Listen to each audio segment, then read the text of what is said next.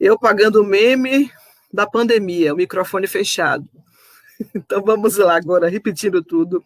Boa tarde a você que nos acompanha desde o dia 7, segunda-feira, aqui nas atividades da terceira Festa Literária de Ilhéus. Este é um evento que reúne dois grandes eventos, o FLIOS, Festival Literário de Ilhéus, organizado pela Academia de Letras de Ilhéus, e a Feira do Livro da UESC, organizada pela Editos, editora da UESC, com o apoio da Fundação Pedro Calmon e também da PROEX, da Pró-Reitoria de Extensão da UESC. Esse evento está acontecendo por meio de uma série de lives nesse ano, por conta de razões óbvias, né? A gente está num momento de pandemia, ainda sem controle no país, então ele ocorre por meio de diversas lives, aqui no Facebook da Editos e também no Instagram da Academia de Letras de Ilhéus, nas nossas redes sociais, tanto no Instagram da Editos, quanto no Instagram da Academia de Letras, quanto aqui mesmo na nossa página no Facebook.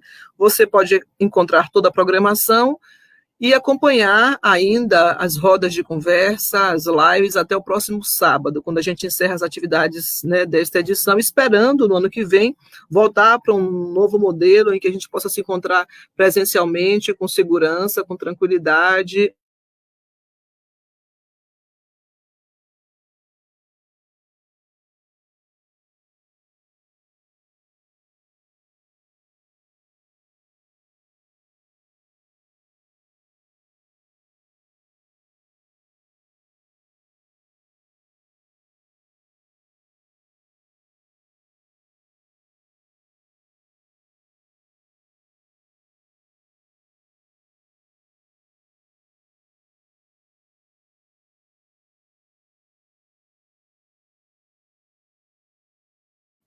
Meu microfone está fechando sozinho, minha gente. Eu não sei até onde eu falei, né, o que é que eu preciso repetir. Se alguém pode dizer, eu vou chamar os convidados dessa tarde para descobrir até onde foi que meu microfone fechou e vou permanecer com a mão assim, para não mexer em nada.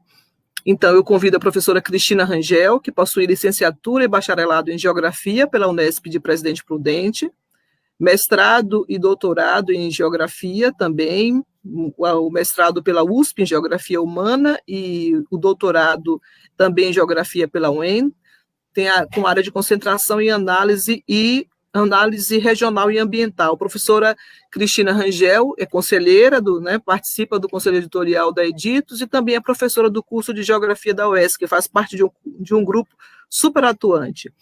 Para compor também essa conversa, para nos ajudar nesse bate-papo, eu convido a professora Silvia Letícia, doutora em Educação e Contemporaneidade pelo Programa de Pós-Graduação e Contemporaneidade da UNEB, mestre em Gestão e Tecnologias Aplicadas à Educação, também pela UNEB, especialista em Educação Básica de Jovens e Adultos, também pela UNEB, especialista em Psicopedagogia pela Católica de Salvador e graduada em Pedagogia pela UFBA, professora nos anos iniciais do ensino fundamental e coordenadora pedagógica desde 2010. Eu acho que a professora Silvia deve estar entrando, enquanto isso eu também chamo o professor João Carlos Pádua, economista com mestrado em Desenvolvimento Regional e Meio Ambiente, também a área do doutorado dele, professor de Economia e coordenador do Escritório de Projetos da Universidade Estadual de Santa Cruz, desenvolve projetos de pesquisa e extensão com recursos de diversas fontes, visando a geração de renda, melhoria da qualidade de vida e sustentabilidade ambiental. Tem experiência no setor público e no setor privado, incluindo neste último atuação em associações do terceiro setor, buscando fortalecer o espírito empreendedor dos atores participantes. Atua também realizando e orientando aplicações em renda fixa e variável na Bolsa de Valores. Então, o professor João Carlos é multifacetado, se dedica a várias áreas com bastante eficiência. Vídeo as últimas participações que a gente tem acompanhado. Professores, sejam bem-vindos. Eu acredito que a professora Silvia tenha perdido a conexão, mas a gente aguarda e ela chegando, a gente integra ela na conversa. Eu gostaria só que vocês me dissessem até onde foi que eu estava com o microfone fechado, se alguém puder me ajudar. Bom, eu não sei, porque nós então eu vou dizer que esse é... Então eu vou dar de novo as boas-vindas. foi até a parceria com o IELS, até ali. Pronto, então todo mundo sabe que este evento, a terceira Festa Literária de Ilhéus, é uma parceria entre a UESC, Universidade Estadual de Santa Cruz, por meio da Editos e da PROEX, com a Academia de Letras de Ilhéus e a Fundação Pedro Calmon. E a gente tem atividades até sábado acontecendo aqui no Facebook da Editos e no Instagram da Academia de Letras de Ilhéus. Né? Nessas nossas redes, quem tiver interesse pode acompanhar para ver a programação completa até sábado e participar dessas nossas atividades. Todos muito bem-vindos. Professora Silvia, bem-vinda também, todos. Obrigada, boa tarde a todos. Boa tarde, boa tarde. Eu começo com uma pergunta geral para vocês, em torno dessa temática, da proposta dessa mesa, que é geografia, tecnologias e educações. A partir da área de trabalho de vocês, da área de pesquisa, de estudo, né, da área que acabou resultando nessas publicações e em outras que vocês vêm fazendo, como é que vocês conseguem fazer uma análise que permita essa ponte? Quem começa? A professora Silvia, depois o professor João, a professora Cristina, pode ser assim? Pode ser assim. Perfeito. Então, vou dar boa tarde mais uma vez, dizer que é um prazer estar aqui, devido a esse bate-papo literário, que versa sobre as geografias plurais, espaços, tecnologias e educações. E quando eu recebi a proposta de participação nesse momento festivo, duas coisas me chamaram a atenção no título da proposta.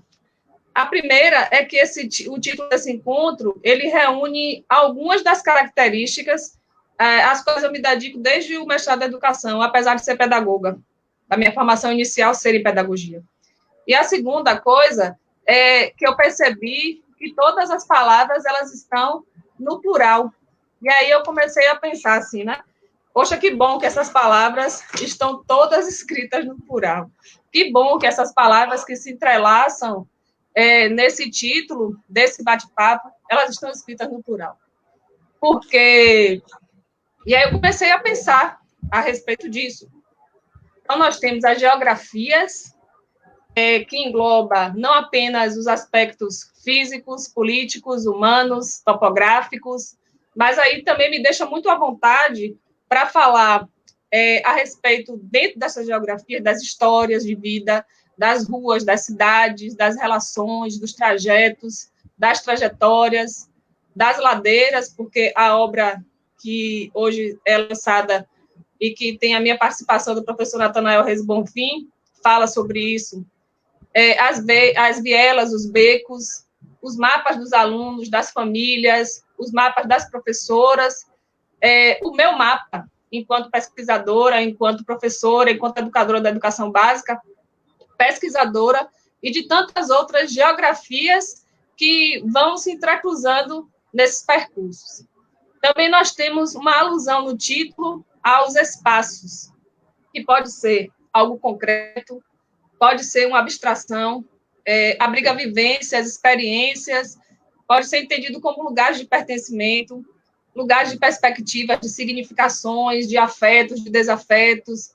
O título também faz referência à questão das tecnologias, que apresentam alguns vieses, sobretudo os vieses materiais e imateriais, e tecnologias essas que podem ser entendidas enquanto processos humanos, criativos, transformativos, enquanto virtualidades, tecnologias digitais, e até mesmo as tecnologias que são analógicas, que a gente fala muito pouco delas, né?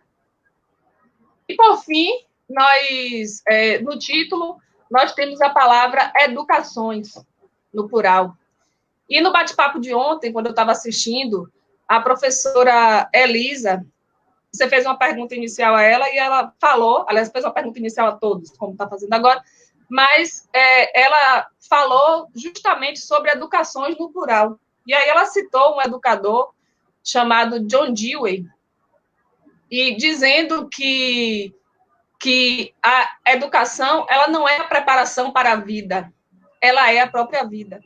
E aí, quando eu vi essa fala inicial da professora Elisa, o meu pensamento ele foi lá para a época da graduação, quando eu fiz a leitura de um livrinho bem gostosinho, que eu terminei retomando essa leitura por conta do meu processo de doutoramento, que é o livro Que é a Educação, de Carlos Rodrigues Brandão. E aí, nesse livro, ele cita uma carta que foi escrita por conta de uma assinatura de um tratado de paz entre os índios das 6 nações e os Estados Unidos. E aí, como uma forma de celebrar esse tratado de paz, aí os Estados Unidos oferecem aos índios uma oportunidade de estudarem em suas escolas.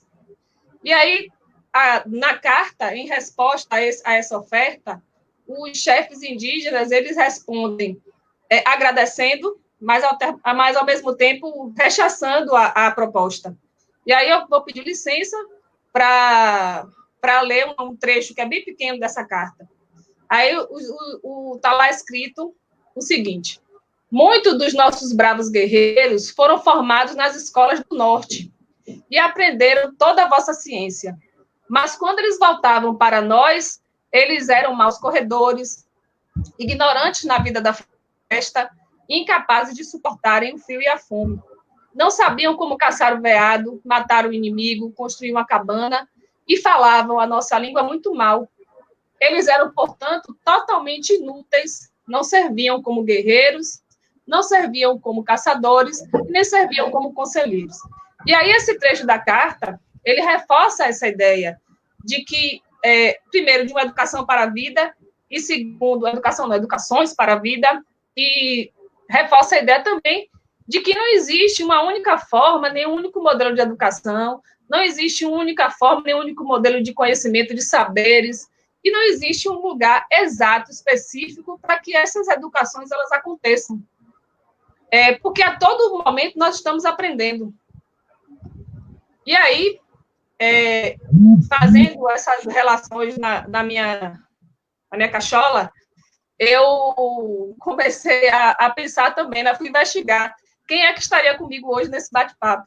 E aí eu percebi também que essa pluralidade que é trazida no título do bate-papo, ela não está só no título, porque está reunindo pessoas com diferentes formações. Então, aqui nós temos hoje jornalista, pedagogo, pessoas da área de economia e pessoas da área de geografia. Então, o que possibilita uma riqueza não só de olhares, mas eu gosto de dizer que é uma riqueza também de cheiros, de gostos, de toques, de audições e de tantas outras sensações. E isso eu aprendi com a professora Nilda Alves, ela é da UERJ, e ela vai falar, então, na realidade, fazendo uma crítica, sobre essa questão do se cultivar o olhar, dessa metodologia cartesiana do olhar, e é um olhar que já pode, inclusive, estar esgotado. Então, eu fiquei pensando, se nós somos dotados de pelo menos 5 sentidos fundamentais que me permitem compreender e interpretar o mundo à minha volta, por que eu vou me deter apenas a um deles, que é a visão? Então, também me lembrei, porque eu sou muito assim, eu gosto muito de poesia, de música, e aí sempre que eu faço uma leitura, eu busco, não sei por que, relacionar. E aí eu me lembrei também de Raul Seixas, quando ele dizia na música Ouro de Tolo, que o ser humano ele só usa 10% da cabeça animal. E aí eu creio que o mesmo ele pode ser dito em relação aos nossos sentidos, né? Então, que este bate-papo ele seja visto, ele seja ouvido, ele seja falado, ele seja sentido de todas as formas, privilegiando essa pluralidade. E aí são essas minhas palavras iniciais. Isso, Silvia, você tocou numa questão bastante pertinente, que essa ideia de pluralidade no texto, no título, quando a gente fala geografias plurais e todos os outros termos estão no plural, isso é feito de propósito, sim. Pensando que há essa interconexão, né, a partir da geografia, mas que vocês trazem contribuições de diferentes olhares, de diferentes vivências, embora todos tenham em comum, né, pela perspectiva do trabalho de vocês que eu acompanho, todos têm em comum essa vivência, né, a empiria, a escrita, a pesquisa, mas a partir de uma empiria, de um contato com a comunidade, né, com a implicação com a transformação social. Professor João Carlos. Exato. Desliga meu microfone. Boa tarde a todos e a todas. É um prazer enorme estar de novo aqui. Já tivemos o lançamento do livro, né, Rita, um tempo atrás, com a presença do professor Alexandre Schiavetti também, coautor do nosso livro. E falar sobre geografia, sobre espaços, né, remete muito ao que a professora Silvia acabou de falar, brilhantemente. Nós temos atuado assim com diferentes comunidades, são diferentes olhares, são diferentes espaços, são diferentes demandas, muitas vezes até e essas demandas nos impunham assim um certo sentimento que às vezes a universidade está um pouco distante do que a realidade da maioria da nossa sociedade, principalmente aquela sociedade que está distante, como eu trabalho com comunidades de pescadores e agricultores, muitos deles não têm acesso raros são os filhos que conseguem acessar a universidade. Então, a gente tem um mundo que é um pouco diferente do mundo que a gente convive no dia a dia, né? Então, esse painel nos leva a pensar, a refletir e a tentar diminuir essas lacunas que existem, né? Então, falar de espaço é um ambiente, falar de espaço é algo que eu não consigo nem imaginar a dimensão. Porque quando eu trabalho com a comunidade de pescadores, por exemplo, lá no Pará, é uma dinâmica. Quando eu trabalho com a comunidade de pescadores lá na Lagoa de Araruama, no Rio de Janeiro, é uma outra dinâmica, é uma outra arte de pesca, é um outro convívio social. Quando eu trabalho com a comunidade na reserva extrativista de Canavieiras, já é uma outra dinâmica, já é um outro olhar, embora seja a pesca, né?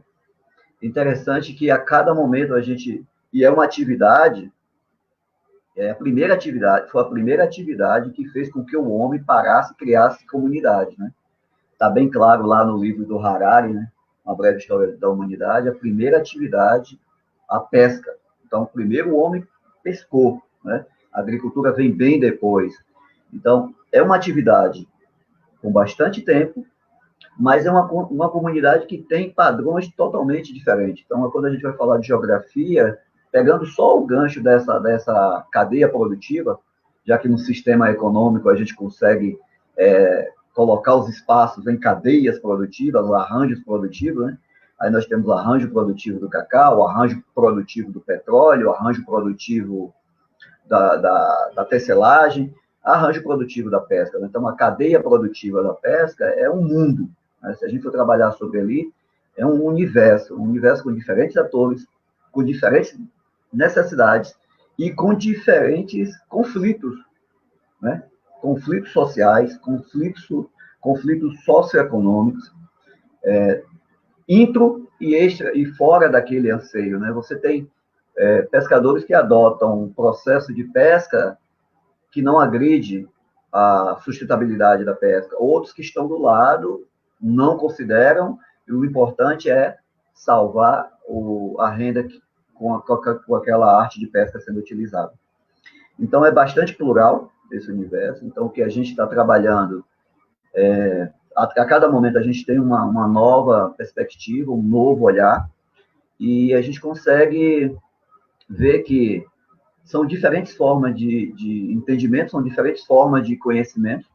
O conhecimento tradicional, né, que alguns especialistas já colocam como um tipo de conhecimento que ajuda o conhecimento científico, e esse conhecimento tradicional do pescador, que foi passado de pai para filho, de avô e etc., nos ajuda a entender a realidade, né? Então, eu tenho uma série de teorias sobre como pescar, a etiofauna local, mas quando eu chego para a comunidade pescadora, eu vou entender que eles conseguem enxergar de uma forma diferente.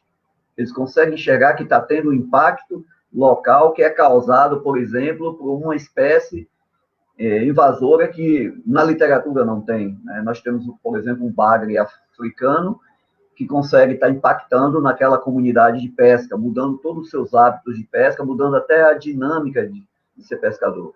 Então, a mudança é muito constante, né? A mudança é contínua nesse ambiente, nesse espaço.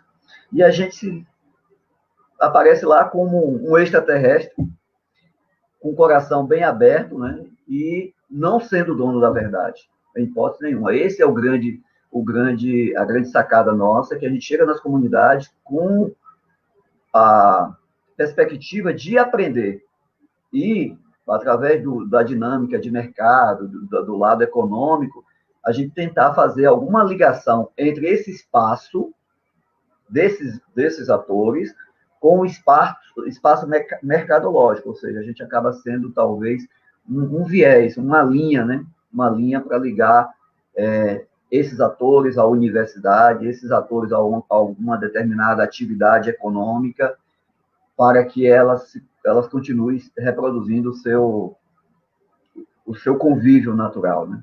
É basicamente assim que a gente enxerga essa questão do espaço, da territorialidade e dessa educação nesse universo que a gente tem trabalhado.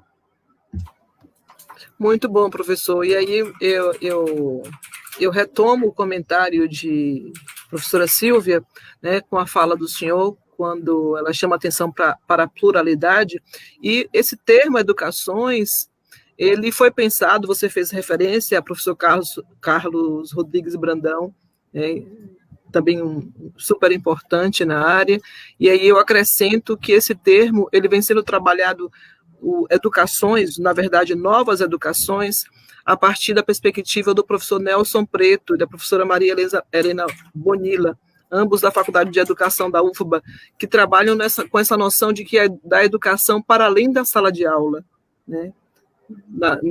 Nessa visão de uma educação formal, mas também não formal e informal, com diferentes linguagens, né, em diferentes lugares, espaços, enfim, e eu acho que isso perpassa muito o trabalho de vocês, pelo menos, né, na minha visão. E aí eu passo a palavra para a professora Maria Cristina Rangel, que está ali atenta, de olho na gente. Boa tarde a todos, boa tarde a todas, que a gente tenha uma tarde agradável e solta mesmo. Eu vou mais falar da minha experiência de vida do que realmente me preocupar tanto com a academia, né? Então, é para ser mais um bate-papo mesmo. E aí, assim, eu sou adepta ao perspectivismo, né? Ou seja, e aí eu estou usando como referência a Nietzsche, e que ele fala que não existe uma verdade única, né? E que os objetos de conhecimento eles podem ser vistos de diversas perspectivas, sem que uma anule a outra, mas pelo contrário, que essas perspectivas se complementem, né? E nesse sentido, quando nós falamos em geografias, né, eu tanto posso estar me referindo às diferentes correntes do pensamento geográfico que foram se formando ao longo do tempo, que têm os seus autores principais, que têm os seus lugares geográficos de início e que têm a sua própria forma de olhar o espaço geográfico, né? E essas correntes elas vão se transformando ao longo do tempo, sem que uma anule completamente a outra, mesmo que algumas pessoas entendam como correntes separadas. Na verdade, quando nós falamos, por exemplo, de geografias, quando nós falamos de espaços, nós falamos de educação, de ensino, né? Por exemplo, de geografia, essas geografias se transformam e as suas formas de ensinar também. Entretanto, por exemplo, a descrição que foi muito comum no início da geografia, quando ela se torna uma ciência, que ela vai também para a sala de aula, que era muito comum, né? Nós acabamos levando a uma crítica muito severa a essa descrição, e nós a abandonamos ao longo do tempo. Entretanto, descrever pressupõe observar. Descrever pressupõe estar conectado com aquilo que se descreve. E, nesse sentido, é muito importante a descrição, não só para a geografia, mas para todos nós. Então, são características que nós tivemos no ensino de uma geografia chamada de tradicional e que outras correntes vieram e tiveram uma crítica severa a essa descrição. Então, entretanto, eu não abandono a descrição, pelo contrário, quando a gente pega algumas obras literárias que fazem descrições de lugares que nos levam a entrar em pântanos, a entrar em desertos, a entrar em planícies, né? Tem um livro do Camus que se chama A Leste do Éden. Então, você imagina, ele está descrevendo não o Éden, mas o leste do Éden. Esse leste ele é íngreme, ele é difícil. Então, quando você começa a ler fazer essa descrição, quer dizer, entrar na descrição que o autor faz, você entra numa geografia própria, né, desse leste do Éden. Então, isso é muito importante.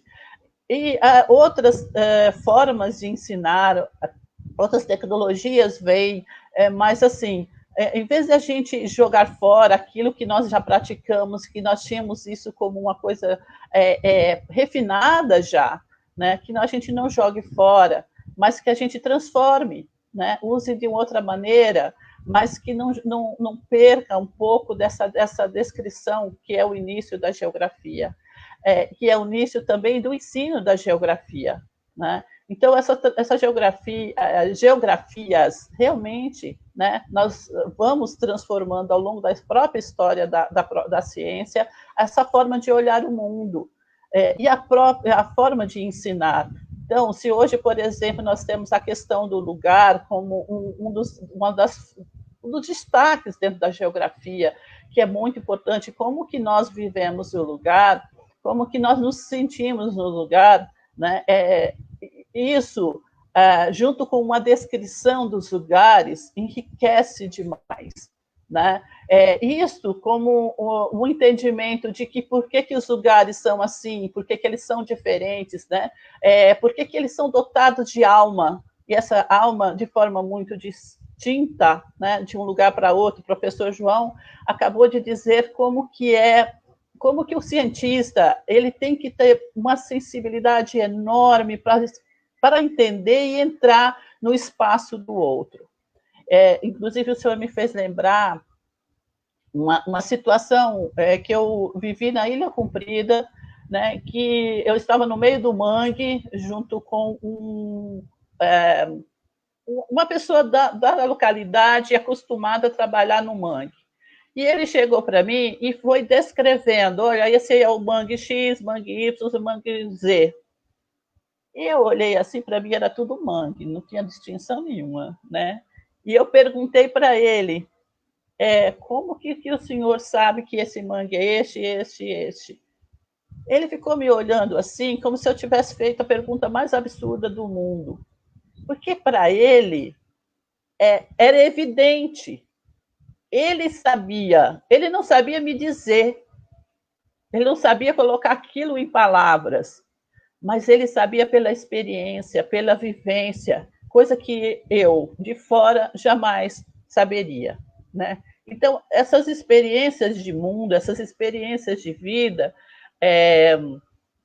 são muito únicas, e por isso que a gente tem realmente trabalhar com plural, né? A pluralidade da forma de enxergar o mundo, e trazer isso para a sala de aula, trabalhar o perspectivismo dentro da sala de aula, né? Como que foi, por exemplo, para os nativos no primeiro encontro com o europeu.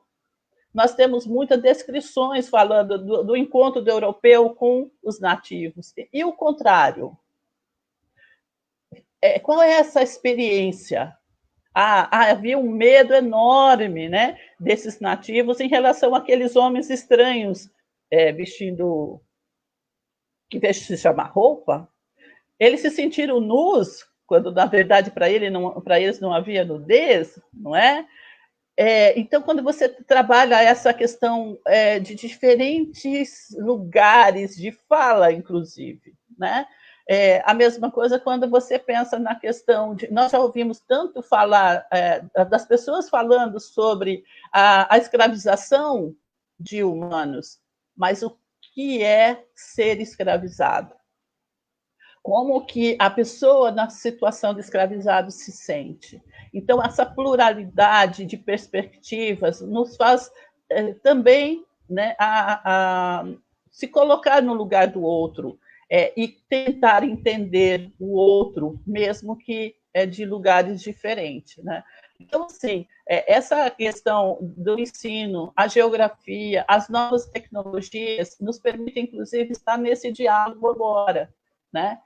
Numa pandemia que obrigou com que a população mundial se recolhesse, com que o consumo diminuísse e que a natureza brotasse, que estivesse mais viva do que nunca, né?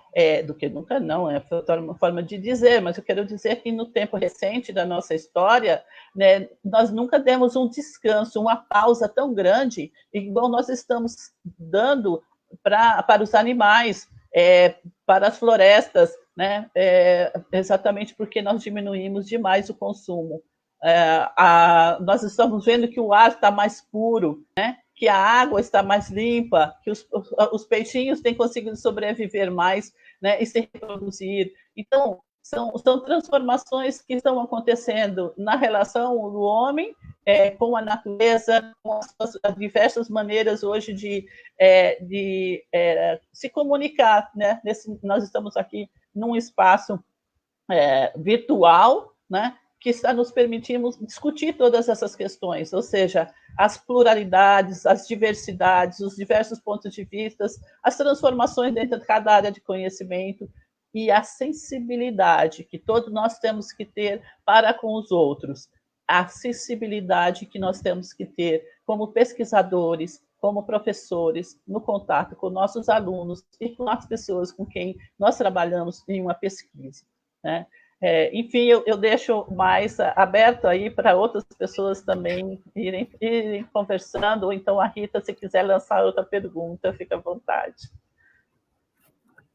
É isso, professora, é isso, exatamente, perfeito, essas colocações perfeitas, essas colocações que a senhora trouxe.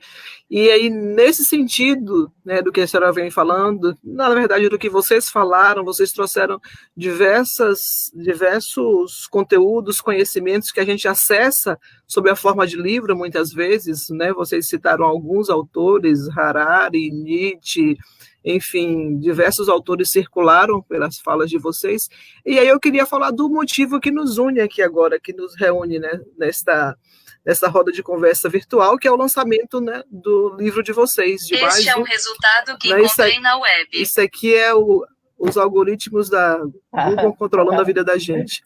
Mas, enfim, voltando para o que interessa, eu gostaria que vocês falassem, né, dessa história do livro, dessa relação que vocês tiveram com comunidades na escrita do livro, que resultou na escrita do livro. Quem gostaria de começar? De novo, professora Silvia, professor João, fiquem à vontade. Eu posso começar, mas antes eu gostaria só de fazer uma complementação na fala da professora Maria Cristina, né? Sim, sempre. Quando inicialmente eu falo sobre a questão da pluralidade, e quando ela, na fala, coloca sobre essa questão da história ser contada só a partir de um viés, né?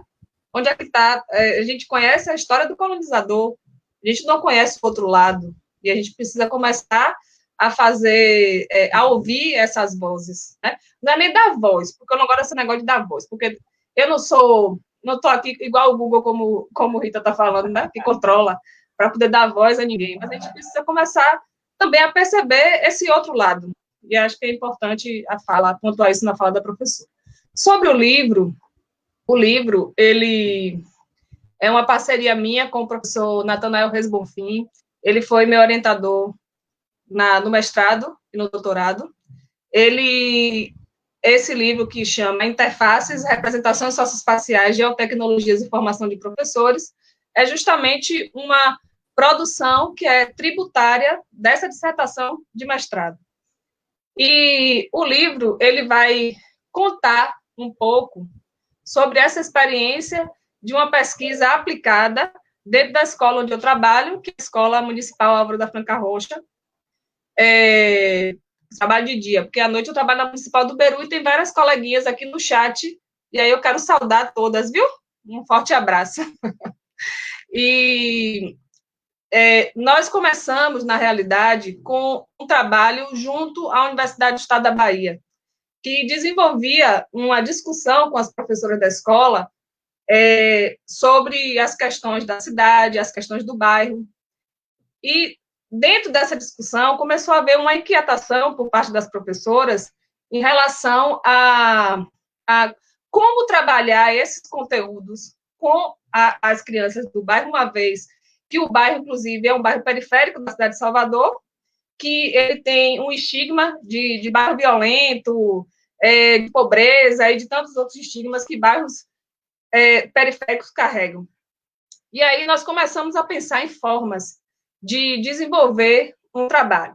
Só que nesse pensamento de como fazer esse trabalho junto à comunidade, nós percebemos que a gente já tinha professores que tinham 5 anos, 10 anos, 15 anos ou mais trabalhando numa escola localizada no bairro periférico, mas a gente conhecia muito pouco a respeito do bairro. E aí começamos essa parceria, uma elaboração de um projeto didático para trabalhar com os alunos, e, ao mesmo tempo, em paralelo a esse projeto didático, desenvolvemos uma proposta de formação de professores. Essa proposta de formação, que é especificamente o que o livro trata, ela contou com a participação da comunidade, dos professores, que escolheram, que delinearam não só o projeto didático, mas também o conteúdo que eles queriam se aprofundar. E aí entra o papel da universidade, que fez essas formações a partir da expertise de cada membro do grupo de pesquisa. Então, nós tivemos uma oficina sobre trabalhar mapa mental, sobre fotografia e transformações do espaço. Nós tivemos história oral e memória, nós tivemos outras. Deixa eu aqui pescar, que eu estou tentando me lembrar, porque já tem um certinho tempo.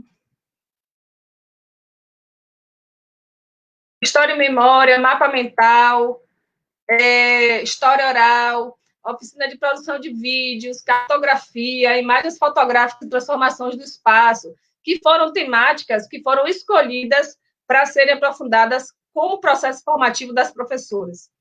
E, paralelo a esse processo formativo, o que a gente discutia nessas oficinas, elas eram reverberadas na sala de aula com os alunos. E isso fez com que surgisse e que fosse demandando dentro da comunidade, desencadeando outros processos.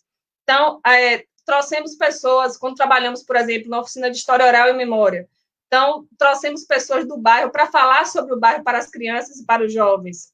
Então, não é uma pessoa de fora da universidade ou uma pessoa que não tem um vínculo afetivo com o bairro que vai falar para aquelas crianças. São as avós, são as tias, são as mães que têm um conhecimento. Nós também, dentro dessa perspectiva de formação, recuperamos a história do bairro, que é uma história muito bonita, inclusive, que fala sobre as lavadeiras. Aí o bairro da Engomadeira era um bairro que era antigamente um quilombo, então a gente também trabalha essa questão da ancestralidade, e aí tudo isso se transformou no final, porque a coisa foi crescendo, foi aumentando, a participação da comunidade. Nós montamos um painel na entrada da escola, com fotos do bairro. Então, as pessoas, quando iam levar os filhos, se identificavam. E se identificavam de uma forma positiva. Não estava na página policial o bairro da Engomadeira, as pessoas não estavam ali como marginais ou pessoas violentas. Nós procuramos privilegiar o que era de positivo dentro daquela comunidade. E aí, isso foi tomando um corpo tão grande que nós terminamos produzindo um portfólio no final, que não estava nem previsto, na verdade. Mas a gente fez uma feira cultural com pessoas do bairro, nós fizemos um mapeamento dos pontos de cultura existentes no bairro, dos serviços que o bairro tinha, das personalidades que o bairro tinha, que o bairro tem, das histórias, e tudo isso foi condensado dentro de um portfólio. Esse portfólio ele vem inicialmente com a história do bairro, com todo esse material que foi levantado, e no final as professoras, a partir do que viram no processo formativo, e foi trabalhado no projeto, criaram algumas pistas pedagógicas. Essas pistas pedagógicas sugerem como aquele material pode ser trabalhado. E esse movimento, ele gerou um reconhecimento da escola dentro da comunidade, pela forma como a gente passou a se relacionar e passou a tratar a comunidade. Isso reverberou de forma positiva, porque a gente conseguiu criar um laço afetivo com o bairro. Então, hoje, muitos professores não vão só lá dar aula, a gente simplesmente começa a ter um vínculo com aquele local onde a gente trabalha, com a comunidade da qual a gente faz parte, né? E aí, eu acredito que esse processo está todo descrito no livro, e de que forma as geotecnologias, as geografias, as educações, as próprias tecnologias estão dentro desse processo de aliar o projeto didático com a formação docente. Isso está tudo descrito no texto do livro, e que é uma contribuição, não só para a comunidade enquanto legado da pesquisa, mas também uma forma de inspiração, porque eu mesmo trabalho na rede pública de ensino de Salvador. Quantas formações os professores fazem, obrigados a fazer, né? E essa formação que aconteceu, ela partiu do grupo, ela foi delineada pelo grupo, e eu acredito que tomou uma proporção tão grande justamente por conta disso, porque foi algo que foi pensado a partir do coletivo, pensado a partir dos interesses. Então, a contribuição que eu vejo do estudo e o que está descrito no livro. Se vocês quiserem saber um pouco mais, ele está disponível para leitura, né? Pela Editos, e eu acredito que vocês vão gostar, porque eu fiquei encantada. Não é porque o trabalho foi meu, não, viu? Aliás, o trabalho não foi meu, o trabalho foi das colegas da Municipal Álvaro da Franca Rocha. E aí eu convido a todos a fazer a leitura e se inteirar um pouco mais a respeito disso. Silvia, professora Maria Cristina falou no chat privado, você ainda não leu, mas vai ler, que você convenceu que ela já quer o livro e vai participar do sorteio. Ficou curiosa pelo resultado. E lembrando que mais para o final dessa live a gente vai ter um sorteio, sim, dos exemplares dos livros que estão sendo lançados hoje. No caso do seu específico, que está na plataforma Cielo Livros, a gente vai sortear um acesso. Então, basta comentar no chat que já está fazendo parte do sorteio lá. Quem fala agora? Professor João Carlos, para a gente manter a mesma lógica? Pronto. Bom, a pesca no sul da Bahia, né? É o tema do nosso trabalho. É um trabalho que já vem sendo realizado desde o ano 2010. A gente não parou, a gente ainda continua trabalhando com a cadeia produtiva da pesca. O livro, especificamente, é uma parceria com o meu orientador, o professor Alexandre Schiavetti. É um recorte do doutorado, né, da parte de doutoramento. E o que é que ele traz, né? E por que essa paixão pela pesca? Então, nós começamos a trabalhar com extensão, né, com comunidade de pescadores, isso com um projeto do CNPq, financiado pelo CNPq em 2009, 2010, analisar a cadeia produtiva da pesca. Depois daí nós tivemos projetos aprovados pela FAPESB, né, recurso da FAPESB. Então, são duas instituições que são, assim, as mães, né, da minha inserção nessa cadeia produtiva da pesca, FAPESB e CNPq. Hoje a gente não tem tanta facilidade com recursos assim como outrora, mas a gente conseguiu recurso para compra de barcos, para reforma, montagem de estrutura de pescado, freezer, equipamento para pescadores, coletes, etc. Com isso, projeto de pesquisa e extensão, né? E já é uma dinâmica minha já de formação profissional, a trabalhar muito no mercado, né? E aí a gente aprendeu que a gente precisa estar dentro do processo para entender esse processo melhor. E a nossa metodologia é baseada muito em pesquisa-ação, né? A gente segue muito o Tiolan, né? O professor Tiolan, inclusive, recentemente eu tive o prazer de assistir uma palestra dele, né? Muito emocionante. Ele ficou muito emocionado. A gente estava emocionado do lado de cá e ele muito emocionado do lado de lá, né? É o que a gente tem, assim, como grande referência, uma das grandes referências na pesquisa-ação. E o que é a pesquisa-ação? Então, a gente precisa entender o cotidiano, a gente precisa estar lá junto e não aplicar um questionário, mas ter a capacidade de perceber quais são as aflições, quais são o sucesso, quais são as alegrias que aquelas comunidades que você está envolvido têm.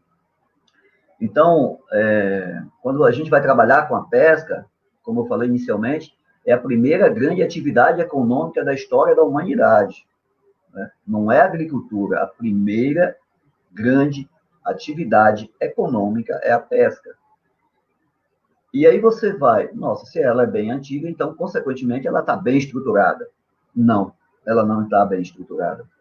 Se você perguntar hoje quantos pescadores existem no sul da Bahia, se você vai nas colônias de pescadores, você vai ter uma dificuldade. Se você vai no Ministério da Pesca, quando existia o Ministério da Pesca, que também você já começa a observar que é uma cadeia produtiva extremamente importante, porque existem conhecimentos milenares. Aqui no Brasil, eu costumo dizer sempre, olha, as pessoas já pescavam antes de Cabral chegar, né? As que estavam aqui já pescavam antes de Cabral aportar aqui, chegar em Porto Seguro. Mas é uma atividade, é uma cadeia, é um ramo da nossa sociedade que não está estruturada. Estruturada em que sentido?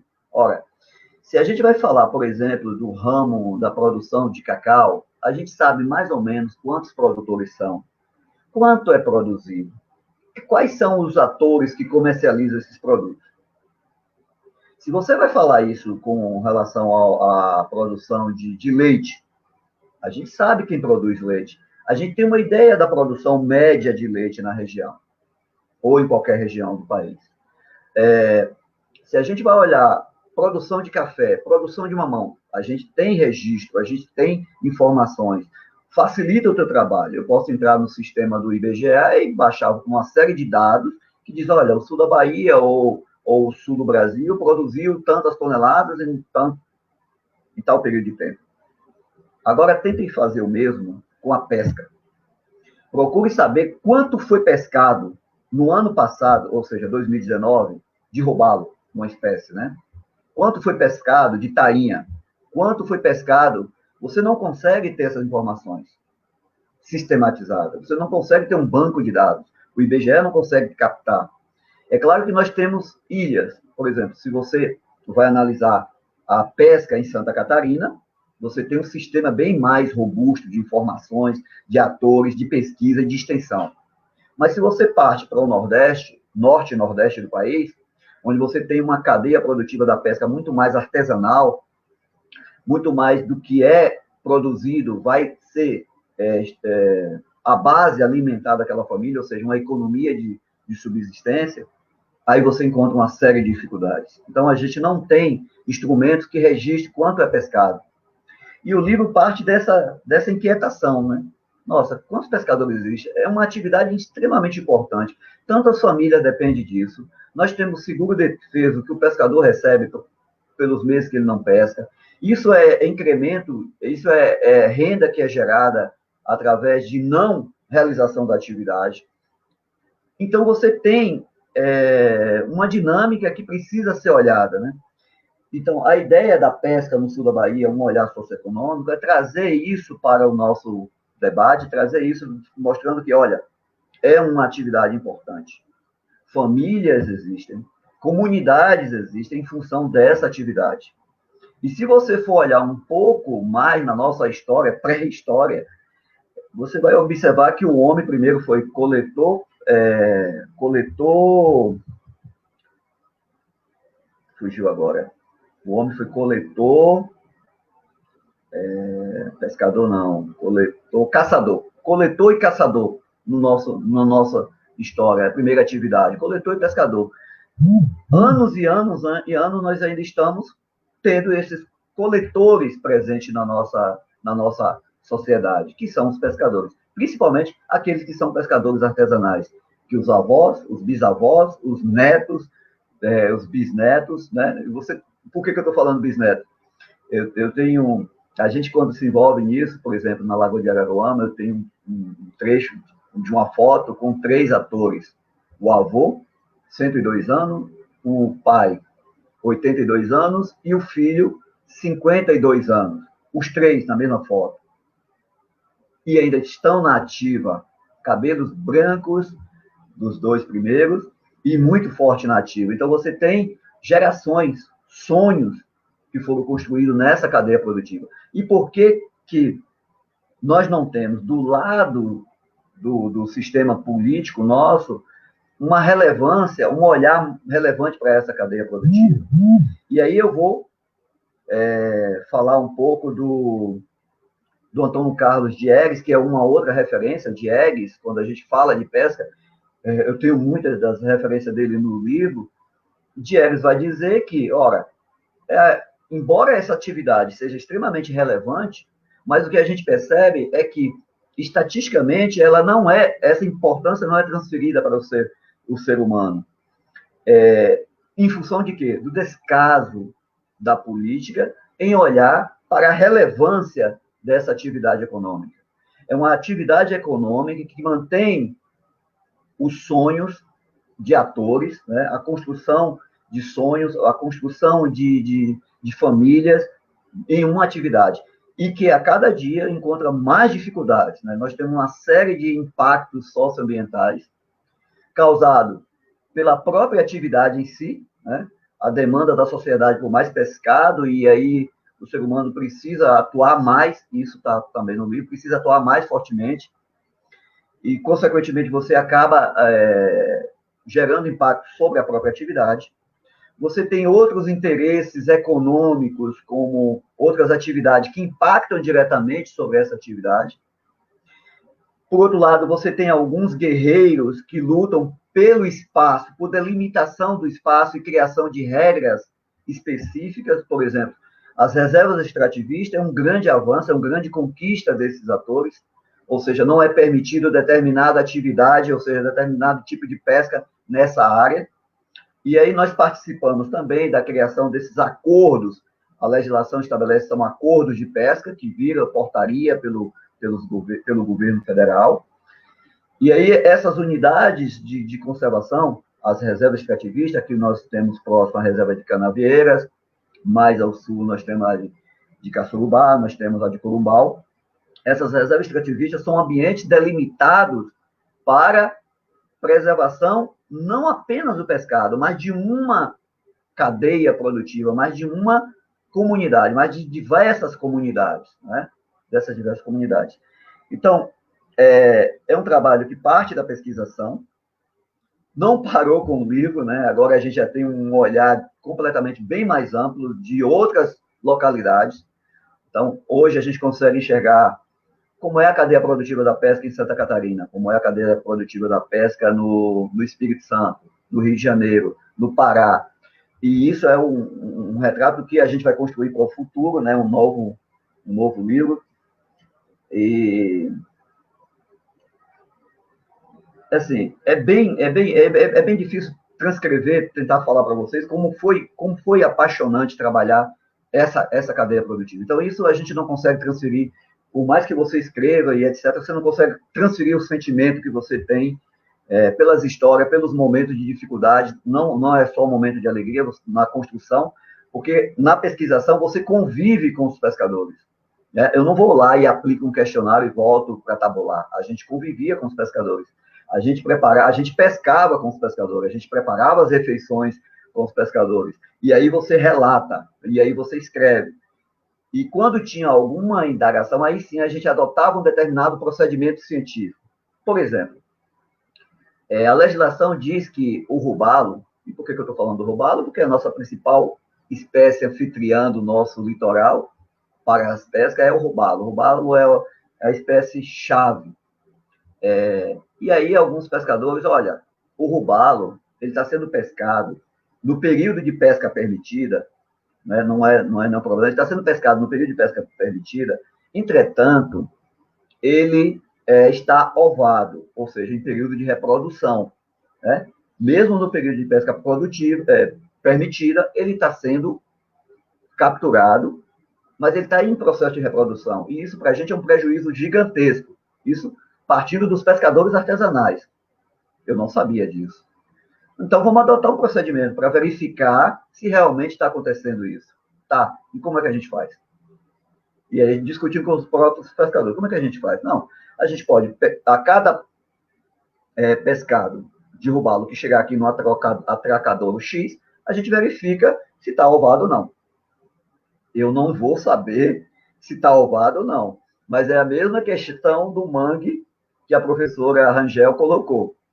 Eu não consigo olhar e ver que ele está em processo de reprodução, mas o pescador consegue, e ele provou como. E aí a gente vai fazer, provar para você que esse pescado ele está em processo de reprodução. Só em olhar, o pescador tem essa capacidade, esse conhecimento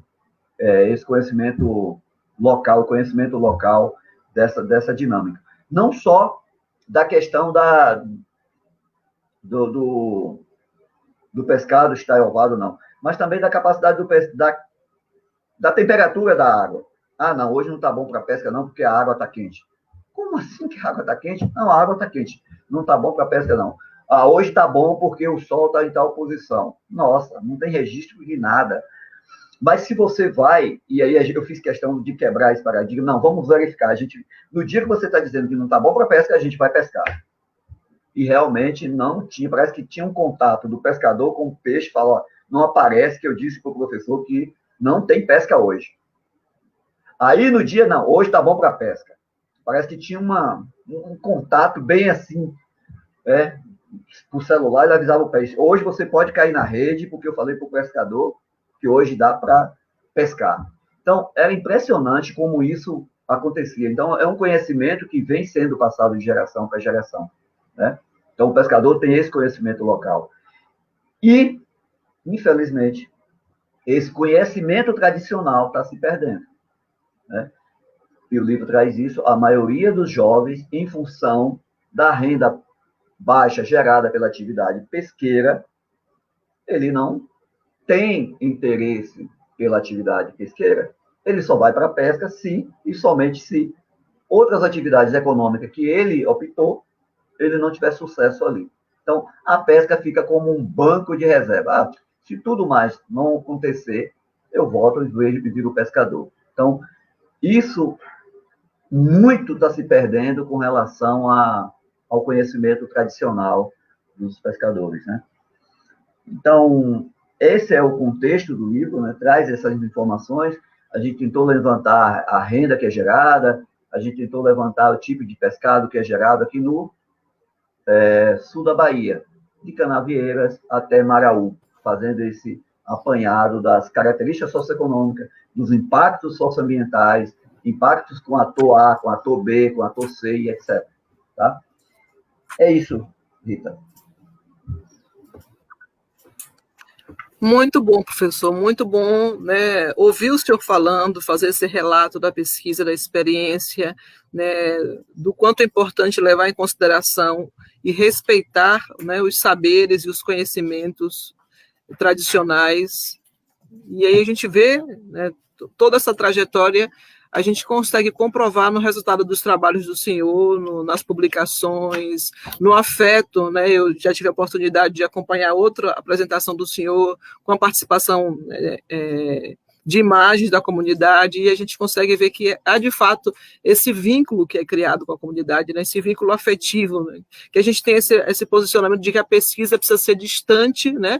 O pesquisador tem que se distanciar do seu objeto, mas essa implicação muitas vezes é necessária, daí vem esse viés, né, da pesquisação, da etnografia, enfim, parabéns pelo trabalho do senhor, parabéns. E aí, antes de passar para a professora Cristina, eu queria ler aqui só alguns comentários.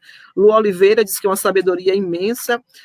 Jaida fala, ancestralidade é a raiz da nossa cultura. Danilo Xavier diz que precisamos pensar no pescador que sobrevive disso. Jaira diz que olhares necessários para a sobrevivência do nosso povo, parabeniza. Cleide Bonfim diz que quer o livro autografado, né, que ela também quer. Daqui a pouco, lembrando que no final a gente vai ter, sim, sorteio dos livros que estão sendo lançados hoje. Salete Cordeiro, que esteve com a gente na manhã de hoje, na mesa dessa manhã, disse, sim, professor, conhecimentos milenares. Andei por uma comunidade ribeirinha do sul da Bahia e os pescadores constroem seus próprios barcos de pesca. Mulheres e homens têm esses conhecimentos. Quantos saberes e desenvolvimento de tecnologia poderiam ser compartilhados, né? Aparecida diz boa sorte a todos. Luciana fala, tão importante às nossas comunidades essa noção e sentimento positivo e pertencimento. Maravilhoso trabalho. Aí já é para a Silvia, né? Que Salete disse para a Silvia, eu também adorei. Parabéns pelo trabalho, professora Silvia. Em nossas pesquisas também buscamos como metodologia trabalhar com os professores a partir de seus projetos. Fátima diz, eita, professor, também participando do sorteio. Minha professora predileta, Maria Cristina Rangel. Olha o fã-clube aí, viu? Aparecida, muita gente aqui, né, fazendo comentários super positivos. Luciana Espínola, Jaira da escola, eu acho que Jaira da escola de Silvia, Maria de Fátima, deixa eu ver, muita gente aqui, Ana Lu, Maria do Carmo, que está com a gente desde o início da festa literária, em todas as lives, ela está presente. Maria Chau, boa tarde. Jefferson, enfim, uma turma grande. Cláudio, municipal do Beiru, no município de Salvador, também deve ser, né, do fã-clube de Silvia, pelo que eu estou vendo aqui. Bem-vindos, né? Super importante a participação de vocês. Muito obrigada pelo carinho, pelo afeto, né, por essa troca. Eu acho super bacana esse momento em que a gente consegue falar sobre o livro, sobre o resultado das pesquisas, né, trocar com outras pessoas. Pode falar, professor? Claro, claro. Você falou aí de tecnologia. Nossa, nós temos uma tecnologia que é fantástica em termos de navegação, que é a jangada. A jangada é uma tecnologia que parece, ao nosso olhar, uma coisa simples, mas a dinâmica, a aerodinâmica dela, o custo-benefício para o pescador é gigante. Muitas pessoas olham assim, nossa, esse pescador é muito corajoso, porque são 2 paus, um pano, e ele consegue navegar, mas aquilo ali tem um equilíbrio, uma estabilidade fantástica nas ondas, né? Consegue ter uma estabilidade. E essa tecnologia tem sido, aqui na nossa região, tem sido objeto para outros grandes navegadores. Por exemplo, o Amir Klink, que é um dos maiores navegadores brasileiros, né, um dos grandes navegadores, se não o maior, né, recente. Ele teve, há uns 15 anos atrás, ele teve aqui em Ilhéus, ele fez uma palestra sobre planos de negócio. Nossa, o cara falou de navegador, ele é economista de formação, mas é navegador de profissão, né? Ele veio falar de negócio. Ele não teve uma letra nos slides dele, era só a imagem dele fazendo a navegação, né? A volta ao mundo, preso no gelo, e aí por aí vai. Mas ele contando como foi tudo aquilo na cabeça dele. E onde é que ele foi, em que local ele foi beber da tecnologia? No sul da Bahia. Tecnologia nossa de construção de barcos. Ele veio beber da água aqui no sul da Bahia, de tecnologia de como construir embarcações. Conhecimento tradicional, milenar dos pescadores. Era esse complemento que eu gostaria de fazer. Fantástico. E só uma observação rapidinha, por favor, Rita. Claro. O professor estava falando e eu estava pensando assim, Um livro que apresenta, que vai falar sobre pesca, tem o que a ver mesmo com um livro que fala sobre formação de professores. Eu já identifiquei várias coisas.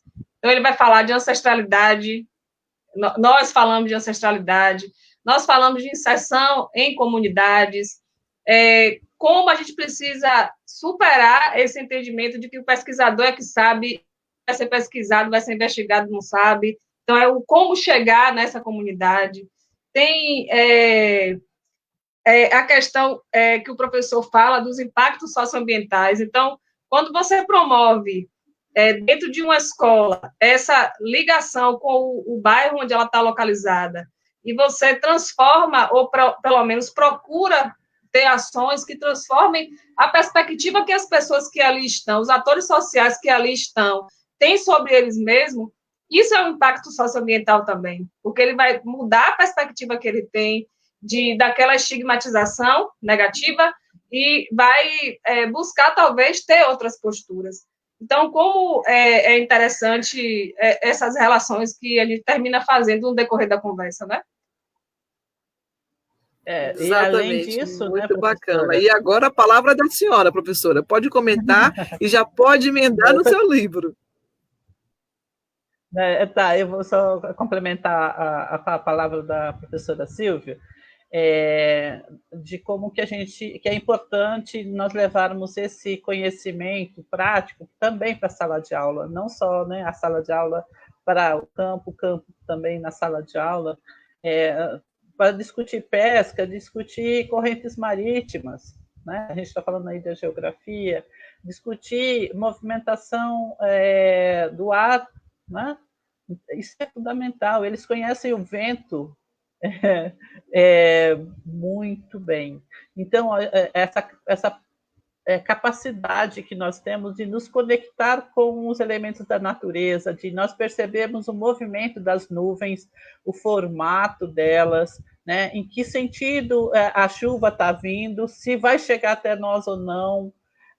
Isso são alguns exemplos de experiências que esses pescadores têm e que eles vivenciam de uma forma extremamente sensível, né? E que é importante, a gente tem um conhecimento sobre isso muito técnico na sala de aula, né? Mas a gente não tem essa experiência, que os alunos podem muito bem ter uma conversa com um desses pescadores, ir até a comunidade e tentar compreender como que eles conhecem tudo isso, né? Pela experiência deles. Então, mais uma vez, retomando a questão do perspectivismo, né? Então, qual é a experiência do pescador referente àqueles assuntos que eles veem em sala de aula, né? Então, é uma troca, é um enriquecimento de um conhecimento. Não tem um conhecimento aí que é superior ou inferior ao outro. Eles são complementares, né? Então, eu procuro sempre assim, conversar com meus alunos, né? No sentido de que não fecharmos o ouvido para alguns determinados tipos de conhecimento, mas, pelo contrário, abrir mais os nossos ouvidos e verificar como que é possível conhecer diversos objetos sob diferentes posições, né? Diferentes olhares. E fazer com que o nosso conhecimento sobre os objetos, esse conhecimento se torne muito mais rico, muito mais complexo, mais amalgamado de diversos outros conhecimentos, né? Acho que assim, as falas de vocês me levou a pensar um pouco disso, né? Da importância que a gente tem, a importância que tem esse conhecimento prático, né? E não só prático, gente, dessa sensibilidade do humano com a natureza, porque nós perdemos muito disso, né? Ao longo da nossa história, nós fomos tecnificando nossos espaços e nos sentindo como se fôssemos estranhos à natureza, e nós não somos, né? Nós somos natureza, nós somos o que nós comemos, nós somos o que nós respiramos, né? Somos aquilo que nós ingerimos. A qualidade de tudo isso faz com que a gente tenha uma determinada qualidade também, né? Nós não vivemos, por mais que a gente em termos de percepção, a gente se acha distante da natureza, nós não estamos, porque nós somos, né? Nós somos natureza. Então, a fala de vocês me desperta para isso, né? Para essa conexão mesmo, que nós somos capazes de ter com a natureza, de ver como que ela funciona, né? E, ao mesmo tempo, fazer com que esse conhecimento ele seja, além dessa experiência, além dessa sensibilidade, também pode vir para a sala de aula. Mas, enfim, a gente ouve e essa audição nos move, né? Nos comove e nos coloca em movimento. E agora eu vou falar.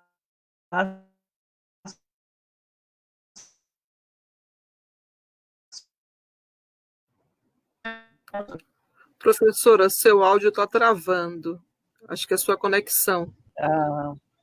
Minha conexão melhorou? Travou um pouco, voltou. Agora melhorou. Tá. O livro é este. Então, a relação sociedade, natureza e o ensino de geografia, né? Então, muito pertinente toda essa discussão que nós estamos tendo aqui. Este é um dos livros que a área de conhecimento, ensino de geografia, tem produzido pelo menos a cada 2 anos, tem lançado a cada 2 anos. Então, a ideia surgiu na área de conhecimento como uma necessidade nossa de divulgar a produção científica produzida pelos professores da área, pelos alunos, uma produção também pelos alunos, e sempre uma preocupação com o ensino de geografia, né? O que ensinar, como ensinar, por que ensinar de determinadas maneiras.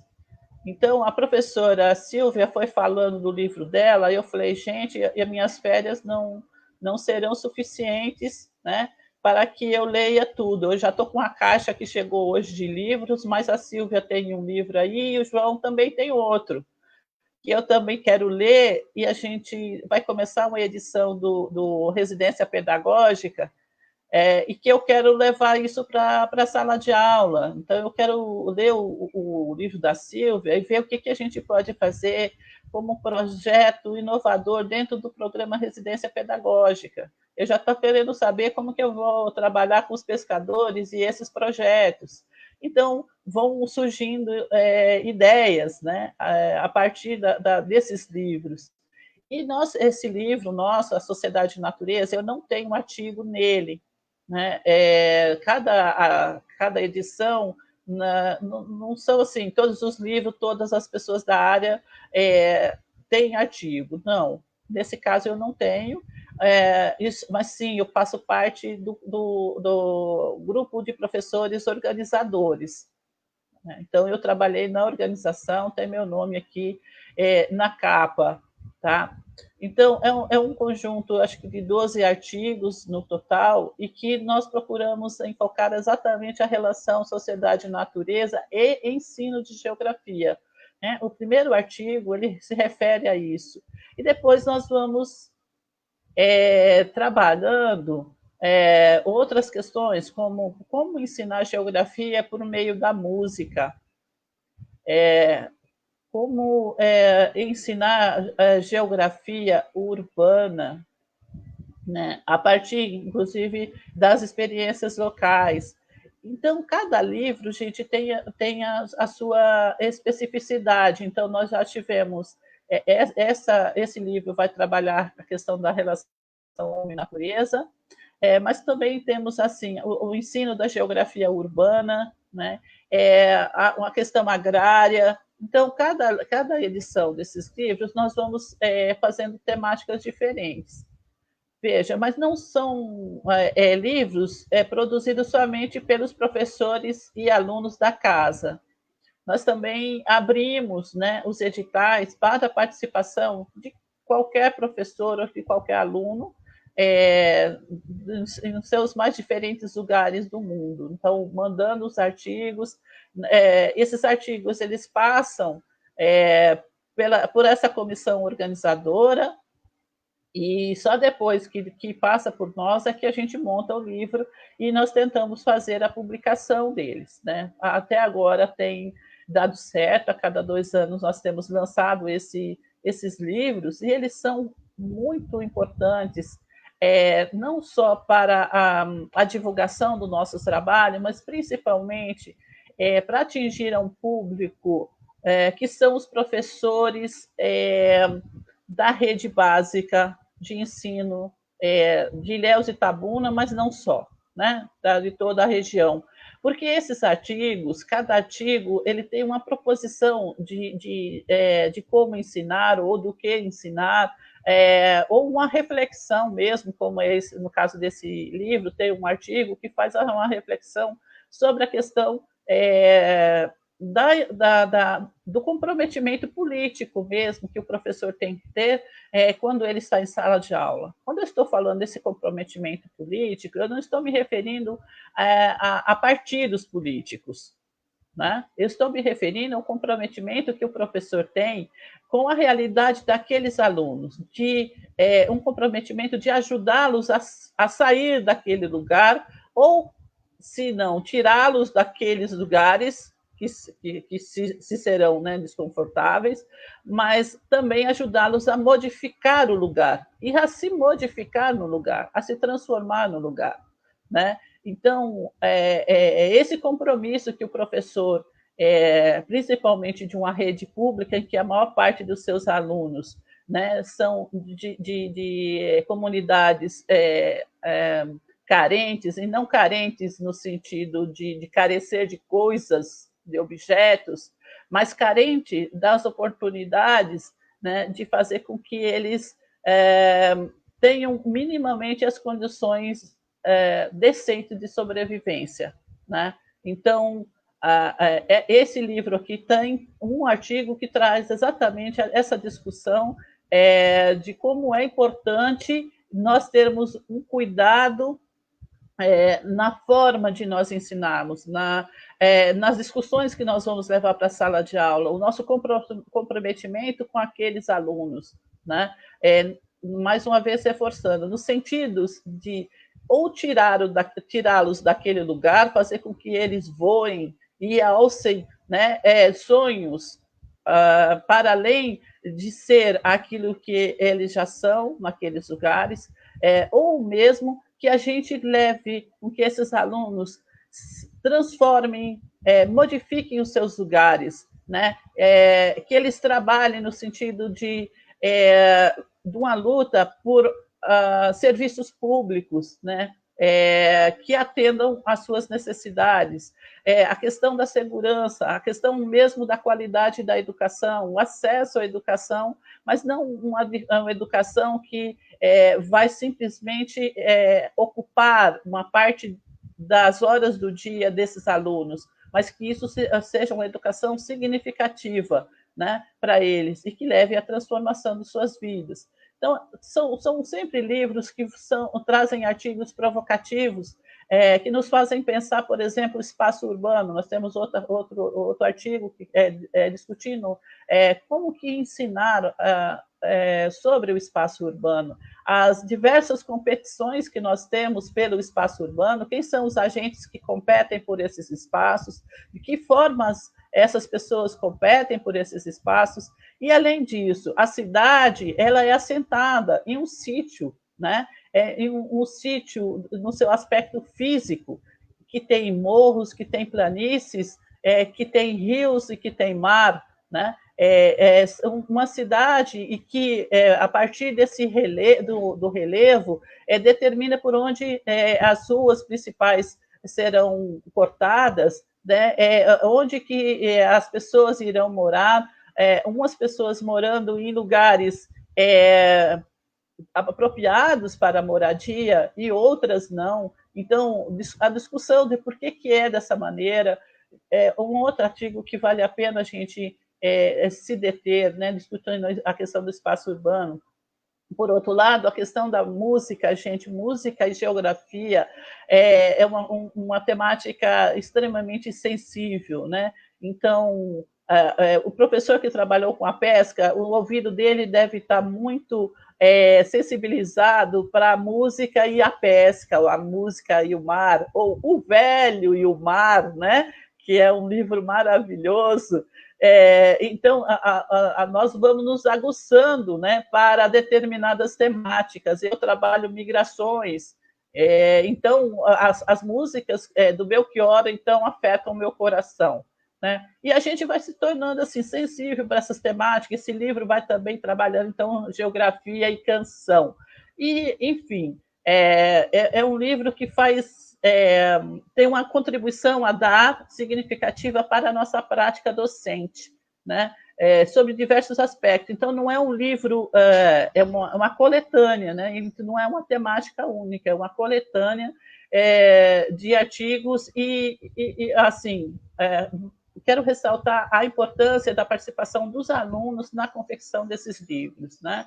Então, nós temos aulas de campo que são aulas extremamente ricas e que essas aulas de campo podem se tornar relatos de aula de campo, que vai, no futuro, nós teremos esse livro como objeto de pesquisa para saber e para refletir sobre como que nós estávamos ensinando geografia, que geografia é essa que nós estávamos ensinando, né? E aqui, o que essa geografia se transformou ao longo do tempo. Então, são materiais importantes, né, que a gente está construindo dentro da Universidade Estadual de Santa Cruz, e a Editos tem uma participação muito importante nesse sentido, né?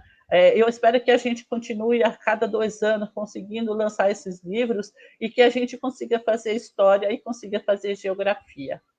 E aí eu abro a palavra, eu deixo a palavra livre para outras pessoas que queiram falar e queiram dar suas contribuições, né? Enfim, para a gente continuar o bate-papo. Muito bom, professora Cristina, muito bom, né? E a senhora falou da Editos aí, é uma equipe super empenhada, como a senhora sabe, é uma equipe bastante pequena, né? Bastante enxuta, mas a turma é bastante empenhada, né? O resultado é o que a gente está vendo aqui agora. Há muito companheirismo e comprometimento no que faz. A gente tem muita sorte nesse sentido, o empenho do trabalho de todo mundo. A gente vai caminhando. De poder participar, né, dessa história também, né? Já sim.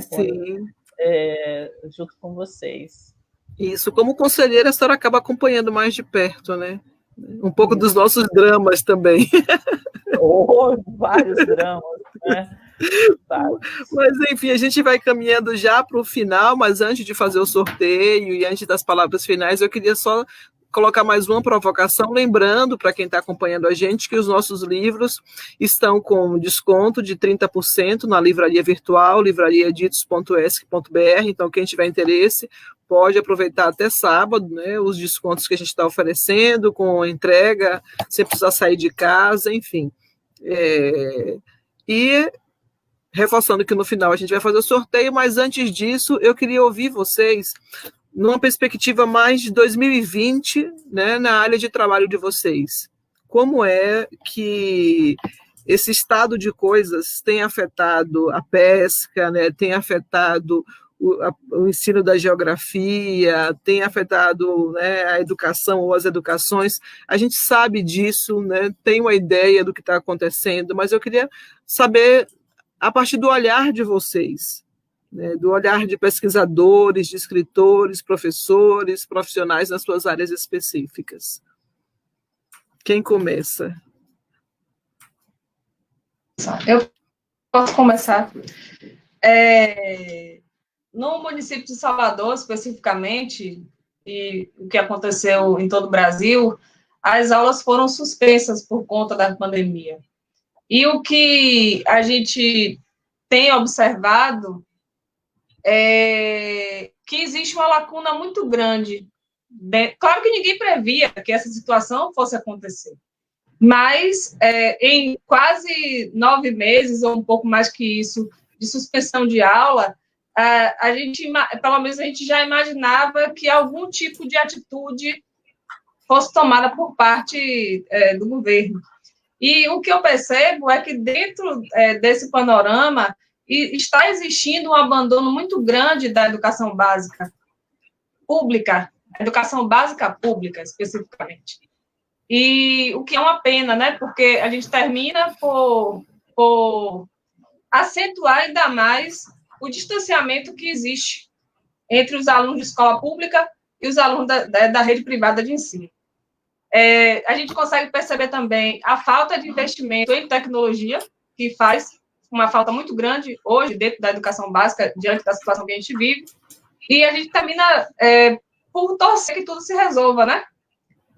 A gente se percebe dentro de um contexto negacionista, um contexto que fere princípios, direitos, e a gente termina por se indignar, né? Mas a gente tem feito muito pouco também em contrapartida como educador. Então, o meu desejo é que as coisas se resolvam o quanto antes.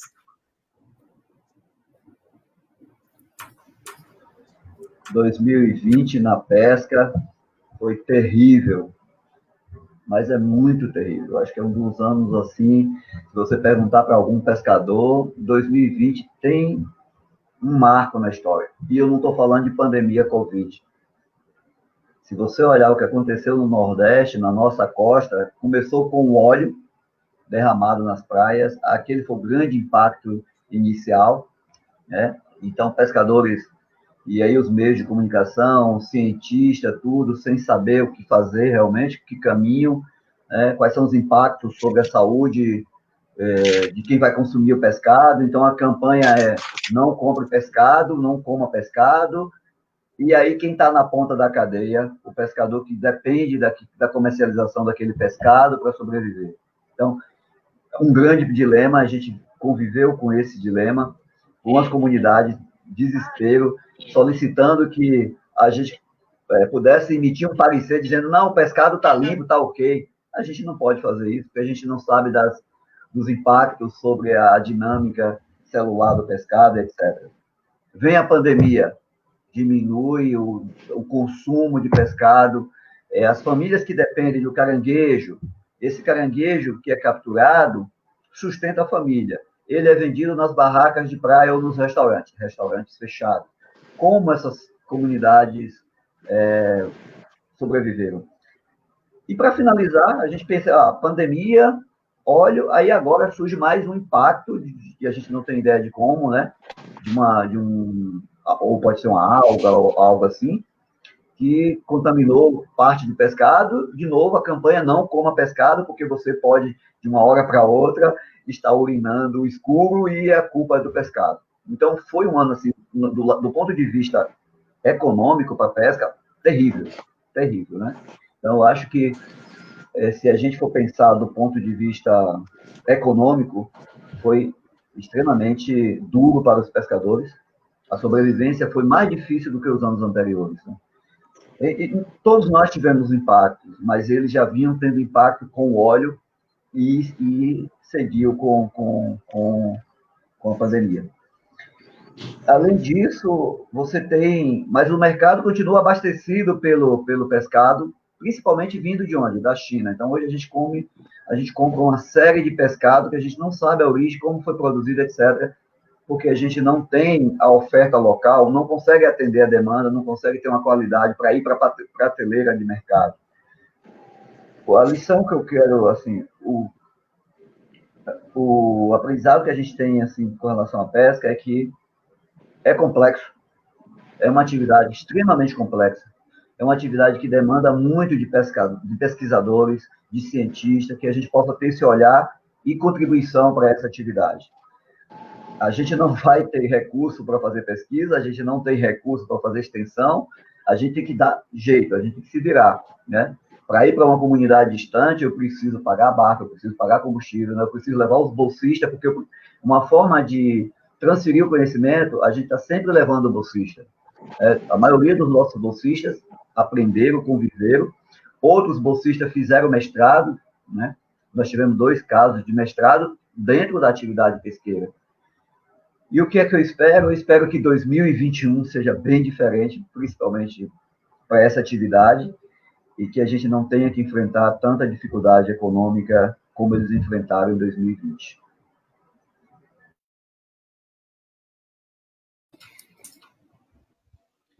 Triste, né? Muito triste. Professora, desculpa. Bom, em relação à educação, nós vamos enfrentar uma tendência imposta pelo governo federal do pensamento único, né? Do ponto de vista das políticas públicas voltadas para a educação, há uma tentativa de acabar com as diferentes formas de pensar, de acabar com a crítica e com pensamentos que divergem daqueles que as pessoas que estão no poder querem manter, né? Então, nós teremos um ano difícil, exatamente porque, no meu ponto de vista, a educação pressupõe exatamente a diversidade de pensamento. A diversidade do ser humano ser no mundo. Quando nós temos qualquer processo de homogeneização na forma de pensar e na forma de nós sermos no mundo, isso vai contra a própria natureza do que é ser humano. Nós somos diversos e nós pensamos e vivemos de forma diferenciada. Então, eu acho que na educação nós teremos uma resistência muito grande. Se por um lado isso é difícil, é árduo, eu acho que por outro lado ele é provocativo. Ele pode despertar a criatividade, ele pode, como eu sou pelo e diz que somos afetados por aquilo que nos afeta. Ou seja, se na educação nós formos tocados por um movimento de imposição de um pensamento único, né, nós teremos resistências, nós teremos formas criativas de resistir, nós teremos a energia para resistir, né? Nós sairemos da situação de uma acomodação, de uma situação que já estava, fazia-nos nos sentir mais calmos, mais acomodados, e nós estamos agora num mar revolto, né? Falando aí de pesca, né? Nós estamos num mar revolto em relação à educação. Eu acho que, assim, eu, por exemplo, já acho que eu deveria estar dando lugar a outros jovens, né, para chegar e entrar nessa luta. Eu já lutei muito ao longo da minha vida pela educação, mas estamos sendo chamados novamente à luta, né? Então, estamos aqui com pouca energia e com pouca disposição, mas estamos aqui. E, por outro lado, em relação à geografia em si, eu acho que o mundo descobriu a geografia por meio de uma tragédia, que foi a Covid, né? A Covid-19 fez com que a gente descobrisse os países, onde eles ficam, qual é a sua população, qual é a média da população que morreu em cada país em função da Covid, fez com que a gente descobrisse que nós temos bairros diferentes, que esses bairros, a mortalidade é diferente, e dentro desses bairros e mortalidades diferentes, nós começamos a pensar a população do ponto de vista dos recortes de população, quem que morre em termos de faixa etária, quem morre em termos de classes sociais, onde essas pessoas morrem mais, né? Onde elas morrem menos, qual foi o percurso da Covid estabelecido oficialmente e qual os outros percursos que não se fala, né, que ele foi fazendo por diferentes países. Então, nós começamos, a geografia que Stento fala, por exemplo, de combate às desigualdades sociais, essas desigualdades se tornaram pornográficas, né, explícitas, e então a geografia está aí para fazer o seu papel. Eu acho que assim, a ciência geográfica tem uma grande contribuição no mapeamento da Covid e nas questões que possam ser levantadas em relação exatamente a esses traços que eu falei para vocês, em relação à faixa etária da população, a sua localidade espacial, a sua situação social, né? E vem aí uma vacina que exige uma estratégia de distribuição espacial que o governo que está aí precisa conhecer geografia, precisa saber, porque a gente está vendo a confusão, né? Mas precisa saber o que é um estado, o que é uma região, né? O que é a capital de um determinado estado, porque até nesse sentido, nessa geografia mais simples, nós temos erros, né? Então, as distâncias, conhecer as dificuldades que são de fazer com que essa vacina chegue a lugares que só dá para chegar de barco, como, né, mais uma vez falando aí da pesca, para essas populações ribeirinhas, para uma população que nem sequer tem contato direito com aqueles ditos civilizados, né?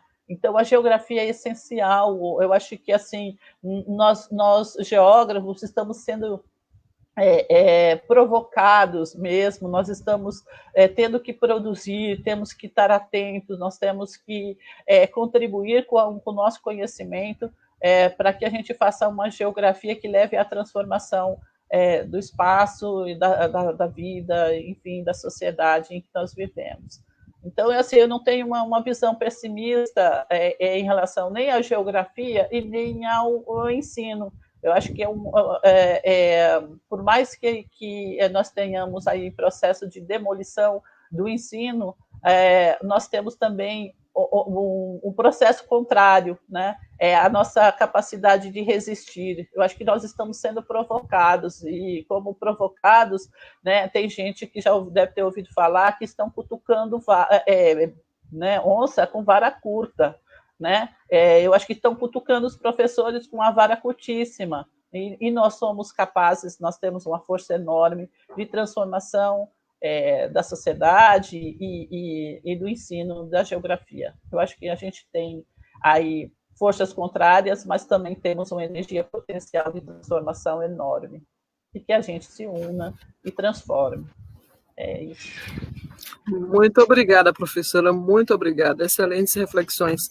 Enquanto Marina vai cuidar do sorteio, compartilhando com a gente aí quem foi o ganhador, a ganhadora, eu vou ler aqui alguns comentários que ficaram. Ana Arleide Menezes diz: tema de excelência e de extrema urgência a ser debatido. A gente tem Cássia Andrade, que diz que foi-se o tempo que estudar geografia era o mapa mundi e seus continentes de forma visual. Geografia, escola e sua contextualidade me reflete a educação da vida. Parabéns aos pesquisadores, momentos como esse são motivadores na caminhada da resistência. Vânia Alves diz que excelentes reflexões. Aparecida Mota diz que 2020, um ano que ficou na história, atingiu todos os setores, mas não atingirá nossa vontade de educar. Luciana Espínola fala: triste, viu? Eu fico pensando como essas famílias viveram nesse período com relação aos pescadores. A Adson diz que excelente trabalho, Silvia. Alexa também deixa um excelente trabalho para Silvia. Parabéns, professora. Maravilha, maravilha. Agora vamos ver quem será que a gente consegue, Marina? A gente ensaia, faz tudo. Vamos lá ver. Mas várias vezes na hora H dá erro.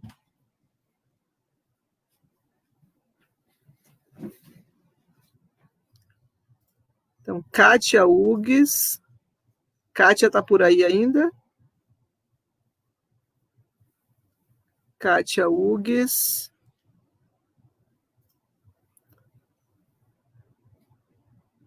Cleide Bonfim e Ana Lu Cerqueira. Ainda estão por aí com a gente? Se estiverem ainda acompanhando essa live, entre em contato com a gente por direct no Instagram ou por mensagem aqui no Facebook, para a gente providenciar o envio dos livros para vocês.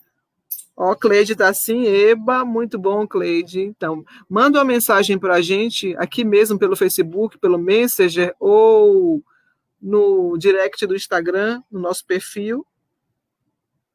Marina disse que deu erro, que não aparece para a gente, mas apareceu, Marina, a gente conseguiu ver. Eu vou repetir aqui, Kátia Hugues, que já falou aqui, que está aqui, Cleide Bonfim também, que está aqui, Ana Lu Cerqueira Santos, foi o outro nome sorteado. É só entrar em contato com a gente que a gente providencia o envio direitinho. E eu gostaria de agradecer a vocês, dizer que até sábado, né, a gente está com programação da Festa Literária de Ilhéus aqui no Facebook da Editos, no Instagram da Academia de Letras de Ilhéus. Para acompanhar os horários certinhos, basta dar uma olhadinha nas nossas redes sociais, tanto aqui no Facebook quanto no Instagram. Enfim, uma tarde muito feliz, de muita reflexão. Obrigada a vocês. Se vocês quiserem fazer considerações finais, as últimas palavras, que vão deixar saudades, assim, reflexões muito ricas e muito profundas. Não sei se isso é bom ou se é ruim, porque apontam para muitas feridas sociais, né? Bem, eu quero agradecer o convite feito, agradecer o auxílio da Editos na publicação do livro, agradecer a parceria com o professor Natanael, dizer que, às vezes, como professora de educação básica, em alguns momentos eu me sinto intimidada por participar de um momento com professores que estão em outra instância de trabalho, digamos assim. Mas foi uma tarde muito prazerosa. Rita brincou que tinha um fã-clube ali do lado, mas não é fã-clube, não. É porque a gente, dentro da rede básica de ensino, a gente tem muito esse apoio, né? E dentro da rede municipal de Salvador, se um diz que vai apresentar alguma coisa, todo mundo vrau para cima para poder prestigiar, para poder... Porque é bem essa coisa de um torcer pelo outro mesmo, porque eu entendo que se alguém chega a um determinado lugar, a gente está arrastando os coleguinhas junto com a gente, né? E dentro da rede municipal tem muita gente boa mesmo. Luciana Espínola, ela é mestre de educação, Cláudio Costa, meu colega lá do Beru, os dois, né? Ele também é da área de educação física e está fazendo mestrado na UFBA, Nadson na UNEB, e mesmo os que não estão fazendo nem mestrado, nem doutorado, tem muitas contribuições a dar. Então, aí você tem Cleide, você tem Alexa, você tem Jaira, você tem Iraildes, Adson, Aparecida, Nalu, Cleide, pessoas que fazem realmente a educação no chão da escola, que fazem questão de prestigiar os colegas. Cássia também é minha colega.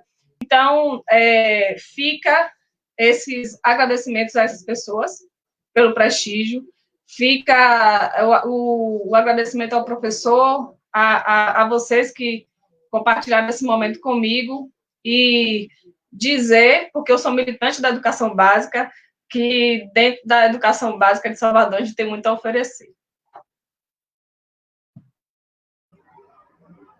Eu só tenho a agradecer a Editos, né?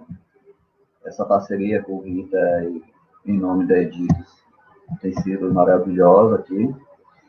E eu gostaria de falar para todos o seguinte: comprem pescado, como eu falei no lançamento do livro da outra vez.